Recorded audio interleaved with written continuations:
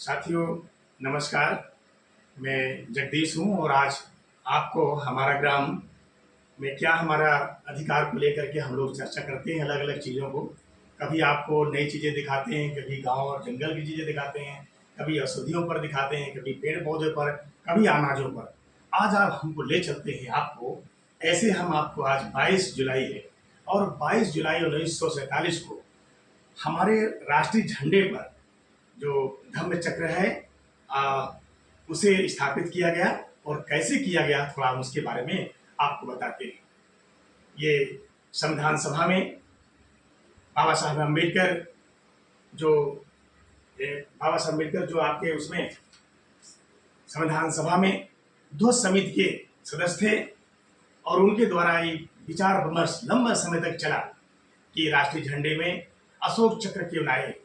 तो विचार विमर्श के लिए उनको कई जगह जाना पड़ता था, कहीं बम्बई तो कहीं दिल्ली, कहीं कहीं और बैठकें होती थी।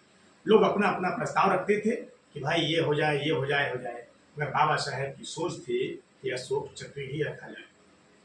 22 जुलाई 1947 को संविधान सभा ने अशोक चक्र के लिए अपने सहमत दी और चुन लिया गया, जिसकी स्थापना झंडों के बीच में जो नीले चक्र का नीला रूप है, चक्र का सफेद पट्टी में स्थापित किया गया, वह धम्म चक्र जिसे आप अशोक चक्र कहते हैं।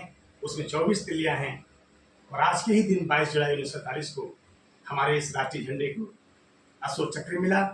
ये आप सब जानते हैं। अशोक चक्र, अशोक कौन थे? अशोक महान राजा जी थे जिन्हें एशिया महाद्वीप में उनका ये शासन था और ये सत्य का प्रतीक था। 24 तिल्लियां 24 अलग अलग विषय पर अपनी वो हमें तिल्लियां अंकित करती हैं, इसलिए वहाँ से लिया गया है। ये पूरे देश के लिए और आप सब के लिए एक बड़ा विषय है, इसको हम जानना चाहिए और लोगों को बताना चाहिए। स्कूलों में, गांव में बच्चों को, महिलाओं को ये जानकारी देनी चाहिए। इसलिए हम जानकारी देने के लिए आपके बीच में आए और आपको हमने अशोक चक्र के बारे में जानकारी दी कि भाई 22 जुलाई 1947 को हमारे राष्ट्रीय झंडे में स्थापित किया गया और उसमें हम बाबा साहब अम्बेडकर की बहुत बड़ी देन थी। और संविधान सभा में जितने लोग थे, पंडित नेहरू थे, डॉक्टर राजेंद्र प्रसाद थे, बहुत सारे साथी थे, सब लोगों ने इसको मिलकर आगे बढ़ाया जो हमारे झंडे का राष्ट्रीय प्रतीक बना। तो साथियों आपने जाना, पूरे आपको दूसरी चीज में लेकर के आपको मिलेंगे। ये हमारी छोटी सी लाइब्रेरी है, वहाँ पर मैंने आपको अलग अलग चीज़ों पर हमने सोचा कि क्यों ना आपको जानकारी दूँ, इसलिए जानकारी देना अच्छा था। उसके लिए आप सबको सुझाव आपको जो अच्छा लगा और आपने जाना उसके लिए सबको नमस्कार। फिर मिलेंगे।